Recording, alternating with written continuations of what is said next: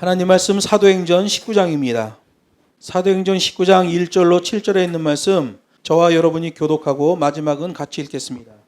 아볼로가 고린도에 있을 때에 바울이 윗지방으로 다녀 에베소에 와서 어떤 제자들을 만나 가로되 너희가 믿을 때 성령을 받았느냐? 가로되 아니라 우리는 성령이 있음도 듣지 못하였노라. 바울이 가로되 그러면 너희가 무슨 세례를 받았느냐? 대답하되 요한의 세례로라. 바울이 가로되 요한이 회개의 세례를 베풀며 백성에게 말하되 내 뒤에 오시는 이를 믿으라 하였으니 이는 곧 예수라 하거늘. 저희가 듣고 주 예수의 이름으로 세례를 받으니 바울이 그들에게 안수하매 성령이 그들에게 임하심으로 방언도 하고 예언도 하니. 같이 하겠습니다. 모두 12사람쯤 되니라. 아멘.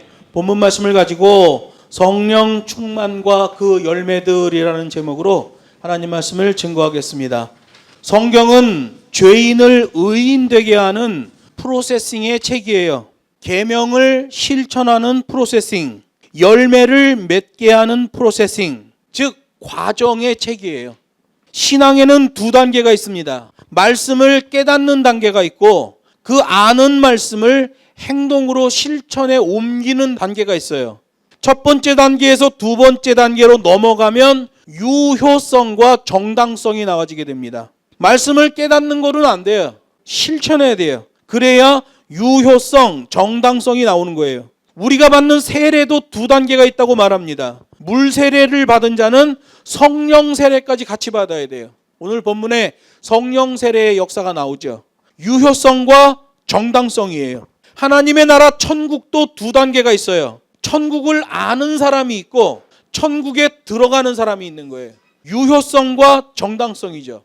천국을 아는 거로 끝나면 큰일 나는 거예요. 반드시 천국에 들어가야 돼요. 예수님이 요한복음 3장 5절에서 말씀하십니다. 예수께서 대답하시되 진실로 진실로 네게 이르노니 사람이 물과 성령으로 나지 아니하면 하나님 나라에 들어갈 수 없느니라. 이렇게 말씀하셔요. 물 세례와 성령 세례가 반드시 있어야 돼요. 두 단계예요. 이 프로세싱이 되어지는 신앙을 성숙한 신앙이라고 하는 거예요. 그런데 자뻑 신앙은 성숙해지지 않습니다. 몇십 년을 믿어도 그대로예요. 프로세싱이 되어져야 성숙한 신앙이에요. 물 세례, 그 다음에 성령 세례. 성령 세례에서 끝나도 안 돼요. 성령 충만으로 가야 돼요. 모두가 다 중요한 거죠. 물 세례도 단회적이죠. 세례 한 번 받으면 그걸로 끝나는 거예요. 그 다음에 성령 세례를 받게 되죠. 성령 세례도 역시 단회적입니다. 물 세례와 성령 세례는 단회적이에요. 그러나 성령 세례 이후에 성령 충만은 지속적이에요. 계속해서 성령 충만 받아야 돼요. 누가복음 17장에도 나오죠. 당신은 계속해서 나에게 명령하실 명령권자이십니다. 이 계속 개념이에요. 그래서 우리에게 주시는 구원도 구원의 과정으로 주시는 거예요.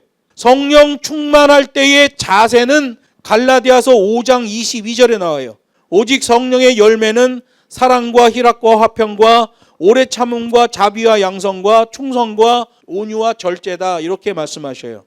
여러분, 성령의 은사라는 게 나오는데요. 성령의 열매는 인위적으로나 억지로 되는 게 아니에요. 한때 제가 고등학교 때 우리나라에 방언의 열풍이 불었어요. 랄랄랄랄라 방언해야 된다. 그때 어느 목사님의 방언을 들으니까 이리리끼리 시리리끼리 하시고 시리리끼리 이리리끼리 하여 주옵소서. 그 양반은 그것만 기도해. 그분은 그게 방언이야. 제가 고등학교 때 갈매산 기도원에 갔는데 어느 여학생 둘이 청년인지 고등학생인지 잘 모르겠어. 방언을 받고 싶다고 어느 할머니 전도사한테 얘기한 거예요. 그 할머니 전도사는 갈매산 기도원에서 무슨 봉사를 하는 그런 할머니 전도사님인데 할머니 전도사님이 그 두 여학생을 들어오라고 그러더니 의자에 이렇게 앉히더라고요. 내가 옆에서 봤죠. 앉혀놓고 할렐루야 그러니까 따라 하더라고. 할렐루야 할렐루야를 빨리 말해보세요. 할렐루야 할렐루야 랄랄랄랄라 그랬더니 당신은 방언 받으셨습니다. 그 여학생이 막 손을 들고 좋아하는 거예요. 막 팔짝팔짝 뛰어 좋아가지고 자기 방언 받았다고. 할렐루야 할렐루야 하다가 혀가 엉켜갖고 랄랄라 해놓고 그 방언 받았다는 거예요. 옛날에 그런 때가 있었어요. 왜 그래요? 어느 교단에서 방언 받아야 성령 받았다고 그 교회 목사가 얘기를 해버린 거예요. 아주 큰 교회 목사인데 그래가지고 우리 한국교회 교인들이 방언 받으라고 생난리를 쳤던 경우가 있어요. 방언을 받았냐 안 받았냐로 성령을 받았냐 안 받았냐를 평가하기도 했는데, 방언을 말하니 성령을 받았다라고 하는 것도 위험하고, 방언을 못하니 성령을 못 받았다고 하는 것은 더 위험한 거예요. 여러분, 성경에서는 뭐라고 말합니까? 성령을 받았냐 못 받았냐의 기준은 은사가 아니라 열매라고 말하고 있어요. 성령을 받은 사람이냐 못 받은 사람이냐는 열매로 안다는 거예요. 열매는 우리말로 열매로 번역된 거지 실제 의미는 자세예요. 히브리인들은 그렇게 생각한 거예요. 하나님의 말씀을 알고 내가 그 말씀에 대한 실천이 나오면 그 사람은 복음의 열매가 있다, 하나님의 계명에 열매가 있는 사람이다 라고 얘기한 거예요. 그래서 열매는 확실하게 우리말로 번역하면 자세예요. 자세, 동작, 자세라고 말할 수 있는 거죠. 마태복음 7장은 말합니다. 그의 열매로 그들을 알 수 있다 이렇게 말해요. 아름다운 열매를 맺지 아니하는 나무는 찍어 불에 던지울 것이다 이렇게 얘기해요. 그의 열매를 통해 그 사람을 알게 된다. 그 사람의 자세를 통해 그 사람의 영적 상태를 알게 된다 이런 말씀이에요. 그 사람의 자세가 나오지 않으면, 즉 열매가 없으면 그 사람을 찍어서 불에 던지울 것이다. 그 사람은 심판받는다는 거예요. 이게 우리 주님의 말씀이에요. 여러분, 그래서 우리는 실제적인 믿음, 실제적인 자세의 믿음을 갖는 게 중요한 거예요. 우리 인간이 맺을 수 있는 가장 아름다운 열매는 성령의 열매예요. 법과 식대로 되어지는 열매죠. 열매 안에 씨가 있죠. 딸기 씨 빼고 모든 씨는 다 열매 안에 들어있어요. 열매 안에 씨가 있고 그 씨앗이 또 다른 나무를 만들듯이 성령의 열매 안에는 자세의 믿음이 들어있다는 거예요. 그래서 마태복음 5장 16절에 보면 너희를 보고 하나님을 알게 된다라고 말해요. 예수님을 믿는 사람들을 보고 세상 사람들이 하나님에 대하여 알게 된다는 거예요. 그럼 뭘 본다는 거예요?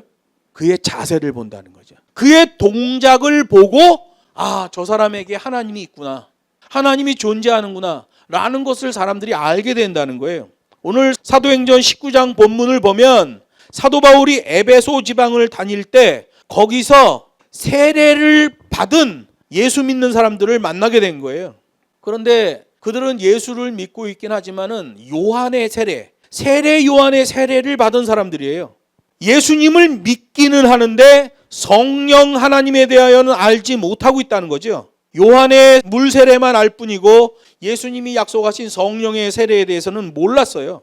사도 바울이 그들을 위하여 안수기도 했다라고 오늘 본문이 말합니다. 그랬더니 그들이 성령 세례를 받게 됐다는 거예요. 그들에게 성령이 임하자 방언도 말하고 예언도 말하게 되었다라고 성경이 증거합니다. 여기서 이제 조심해야 돼요.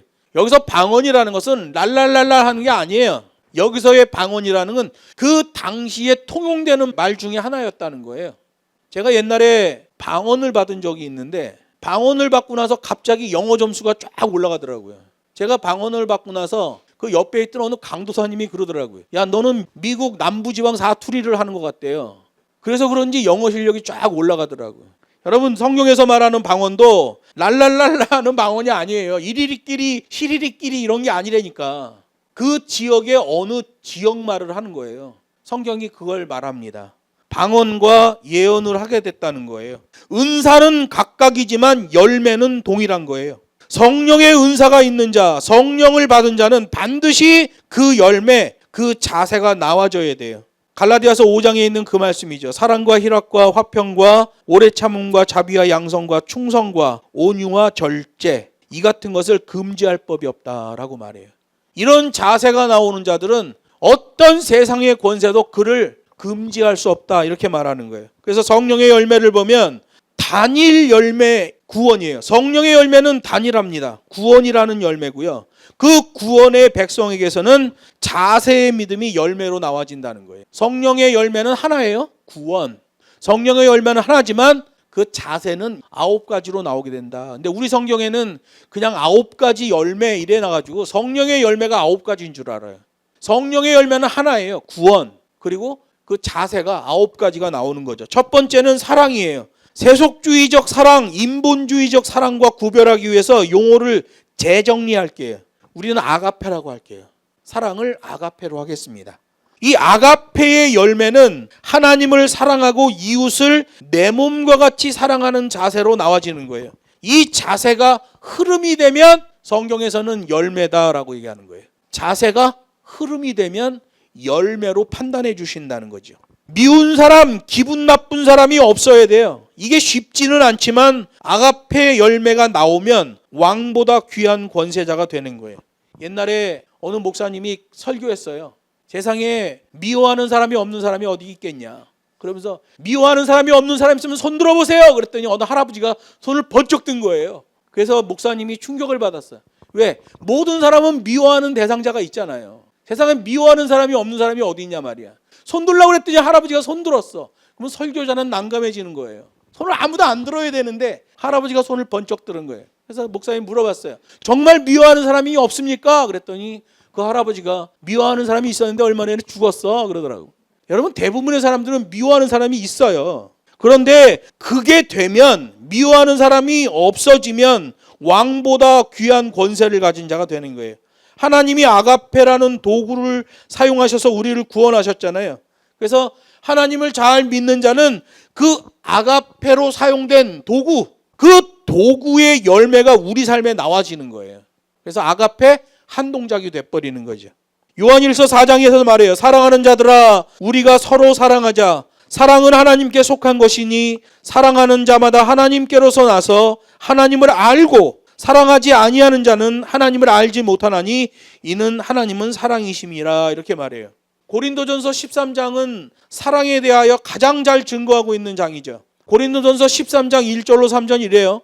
내가 사람의 방언과 천사의 말을 할지라도 사랑이 없으면 소리나는 구리와 울리는 꽹과리가 되고, 내가 예언하는 능이 있어 모든 비밀과 모든 지식을 알고 또 산을 옮길 만한 믿음이 있을지라도 사랑이 없으면 내가 아무것도 아니요, 내가 내게 있는 모든 것으로 구제하고 또 내 몸을 불사르게 내어줄 줄라도 사랑이 없으면 내게 아무 유익이 없다. 이렇게 말해요. 이 아가페가 이만큼 중요하다는 거죠. 모든 은사들이 다 폐하여진다고 하더라도 아가페의 유효성만큼은 영원할 것이다. 이렇게 말해요. 예언도 폐하고 방언도 그치고 지식도 폐하는데 사랑은 언제까지든지 떨어지지 아니한다. 이렇게 말해요. 왜냐하면 인생을 구원하시는 하나님의 아가페의 도구가 사용되었단 말이에요. 이 성경 말씀이 아가페의 도구고 예수 그리스도가 아가페로 보내심을 받으셨단 말이에요. 아가페에 의해 구원의 길에 들어선 사람에게는 동일한 씨앗, 동일한 열매가 나와지게 되는 거예요. 이걸 아가페 한 동작이라고 하는 거예요.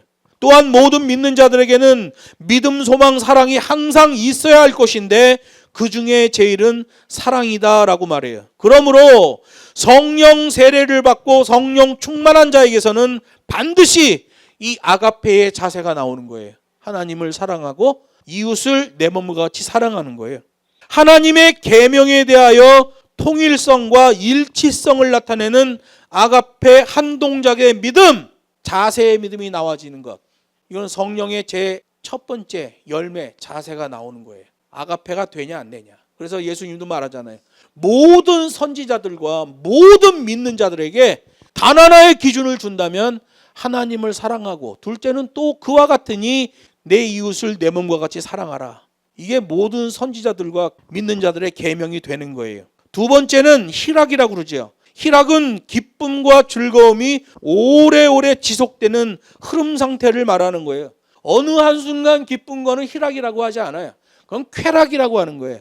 어느 한순간 기쁜 것은 쾌락, 계속해서 꾸준히 기쁜 것은 희락이라고 하는데, 욕하고 신경질 내고 부정적인 생각에 빠진 사람은 성령 충만이 안 되어 있는 사람이에요. 성령 충만이 안 되면 희락의 열매가 나올 수가 없죠. 성령 충만한 사람은 자신도 알 수 없는 기쁨이 항상 솟구치는 거예요.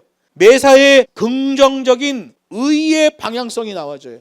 그래서 어떤 일이 터지고 사고가 나면 어떻게 하면 이 일이 풀릴 것인가, 일이 되어지는 쪽으로 푸는 자세가 나와요. 희락이 있는 사람의 특징이죠. 모든 인생은 하나님으로부터 나왔잖아요. 그렇기 때문에 일생 동안 기쁨의 흐름을 따라 살려면 성령 세례, 성령 충만을 반드시 받아야 돼요. 성령 세례는 다른 게 아니에요. 하나님이 우리에게 임하시고 우리 안에 기쁨이 넘쳐나는 거예요. 세 번째 열매는 화평이라고 기록되어 있어요. 하나님의 거룩하신 영, 성령을 받으면 마음이 평화로운 거예요. 여러분, 예수님의 제자들 중에 가장 고통당한 사람을 뽑으라고 그러면 사도 바울이죠. 사도 바울은 성령이 충만했어요. 매를 맞아도 감사했고 감옥에 갇혀도 찬양하고 화평했단 말이에요. 그래서 이 사도 바울을 감사의 흐름이 있는 사람이라고 평가합니다. 그러나 반대로 불안하고 초조하고 신경질을 부려대는 것은 마귀의 영향을 받은 자에게서 나타나는 현상이에요. 불안하고 초조하고 신경질 부리는 것들이 계속되면 조현병, 우울증에 빠지는 거예요. 요즘 많은 사람들이 우울증, 조현병에 빠져 있잖아요. 왜 그래요? 이 마귀의 영향이 나타난다 그래요. 그러다가 끝까지 가면 어떻게 됩니까? 자살하죠. 여러분, 자살하면 안 돼요. 흔히 사람들이 자살하면 자살도 병이기 때문에 병사한 것이다 이렇게 얘기하는데 자살은 여러분 굉장히 위험한 겁니다. 성경에서는 자살을 결코 의롭게 평가하지 않아요. 자살은 죄악이에요. 그래서 자살이 일어난 다음에 그거를 미화할 생각을 하지 말고 그 일어나지 않게 하는 게 중요한 거예요. 제가 북경에 있을 때 우울증에 빠진 사람을 하나 봤어요. 그에게 복음을 계속 전했어요. 그랬더니 그분이 자살하면 죄라는 사실, 결코 돌이킬 수 없다는 사실을 알고 정상으로 돌아왔어요. 그걸 세속적인 방법으로 상담을 하고 그 사람에게 어떤 감언이설처럼 그렇게 그 사람 비유를 맞출 필요가 없어요. 하나님 말씀 그대로 주면 돼요. 동성애 죄악이다. 자살 죄악이다. 왜 죄악인지를 설명해 주면 돼요. 그리고 기도해 주면 성령이 그 안에서 그 사람을 움직이는 걸 보게 돼요. 화평의 열매가 있는 자들은 이런 마귀의 영향을 받지 않아요. 특별히 불안, 초조, 신경질 때문에 고생하다가 그런 일로 인해 금식 기도한 사람도 봤어요. 여러분, 금식 기도하면 처음에는 아주 고통스럽죠. 나중에는 아주 평안이 찾아옵니다. 몸 안으로 식물이 안 들어가면 몸이 놀래가지고 고통 가운데 있어요. 정신적으로도 공황 상태가 옵니다. 그런데 한 4일에서 7일 사이 지나면 오히려 내 안에 큰 평안이 오는 걸 보게 돼요. 자연인으로서 오직 하나님에게만 집중하는 기회도 오는 거예요. 세상의 잡음들이 허망하고 세상에서 부렸던 욕심들이 허망하다는 걸 알게 되는 거예요. 싱글 포커스가 되는 거죠. 태산과 같은 문제와 걱정이 있음에도 불구하고 영혼의 평화가 깃들며 감사와 기쁨이 넘치게 되는 거예요. 여러분, 우리는 자기가 화평해지는 수준에서 더 나아가서 타인으로 하여금 화평케 하는 수준으로까지 세워져야 돼요. 화평은 하나님의 아들이라 일컬음을 받게 되는 자세의 열매예요. 그래서 황금률을 말하는 마태복음 5장 9절에 보면 화평케 하는 자는 복이 있나니, 자기 스스로도 화평할 뿐만 아니라 자기 안에 있는 화평으로 하여금 다른 사람을 화평케 하는 자를 말하는 거예요. 화평케 하는 자는 복이 있나니 저희가 하나님의 아들이라 일컬음을 받을 것이다, 이렇게 말해요. 그래서 세상의 방법으로 상담하는 게 중요한 게 아니라, 그 사람의 비위를 맞춰주는 상담을 하는 게 중요한 게 아니라 올곧은 하나님의 말씀을 주는 게 중요해요. 저 사람 저렇게 우울해하고 고통스러워하는데 그걸 죄라고 말하고 그거에 대해서 있는 그대로 얘기하자면 저 사람 충격받고 더 우울해지지 않을까? 괜찮아요. 하나님 말씀은 인생을 살리는 약이에요. 그래서 있는 그대로 하나님 말씀을 주면 영혼이 살아나는 걸 보게 돼요. 네 번째 의미는 오래 참음이에요. 영적으로 볼 때 요즘은 이 오래 참음이 너무도 시급한 문제인 것 같아요. 사람마다 여유가 없어요. 서로 좀 기다려야 하는데 그러질 못하고 용납도 못해요. 깊이 생각하지 않고 순간적인 감정에 이끌려 말을 하기 때문에 자기가 말해놓고 무슨 말을 했는지도 모르는 게 요즘 세상이에요. 그러나 성령 충만하면 우리 성경이 말하잖아요. 오래 참을 수 있는 그 능력이 나온다. 그 자세가 나와진다라고 말씀하고 있는 거예요. 요즘 세상은 누가 더 빠르냐, 속도를 강조합니다. 그러다 보니까 사람마다 전부 조급해요. 돈을 버는 일에서도 조급해하고 공부하는 일에서도 조급해하고, 요즘은 누가 더 빠르냐, 속도의 조급함, 그 가치를 두고 있지만 그런 세상일지라도 성령 충만하면 조급함이 없어진다고 성경이 말하는 거예요. 하나님의 역사하심은 분주함에서 나오는 게 아니라 여유에서 온다는 사실을 꼭 기억해야 돼요. 저도 요새는 무슨 일을 하면 좀 천천히. 계속 제가 스스로 얘기해요. 천천히. 그랬더니 실수하는 일도 좀 적어지는 걸 보게 돼요. 성령 충만과 열매들 총 9가지인데요. 오늘은 아가페, 희락, 화평, 오래 참음 4가지만 말씀드리고, 오늘 또 단기 사역을 출발해야 되는 집사님도 계시고 이틀 동안 잠을 못 주무신 분도 계시기 때문에 일찍 마치려고 합니다. 나머지 5가지는 다음 시간에 이어서 강론하도록 하겠습니다. 제가 기도하고 마치겠습니다.